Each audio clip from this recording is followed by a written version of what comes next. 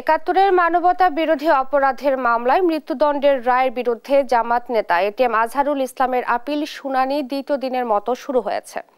বৃহস্পতিবার প্রধান বিচারপতি সৈয়দ রেফাত আহমেদের সমন্বয়ে গঠিত 7 সদস্যের বেঞ্চে দ্বিতীয় দিনের শুনানি শুরু হয়। এর আগে মঙ্গলবার প্রথম দিনের শুনানি হয়।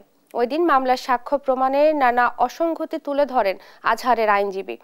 একাত্তরের মানবতা বিরোধী অপরাধের মামলায় রিভিউ থেকে আপিল শুনানি করার ঘটনা এটিই প্রথম। এটিএম আজহারুল ইসলামের আইনজীবী জানান, বিচারের ক্ষেত্রে আন্তর্জাতিক আইনের রীতিনীতি না মানা, ন্যায়ভ্রষ্ট বিচার করা হয়েছে। মুক্তিযুদ্ধের সময় রংপুর অঞ্চলে মানবতা বিরোধী অপরাধের দায়ে 2014 সালের 30 ডিসেম্বর আজহারকে মৃত্যুদণ্ড দেন আন্তর্জাতিক অপরাধ ট্রাইব্যুনাল।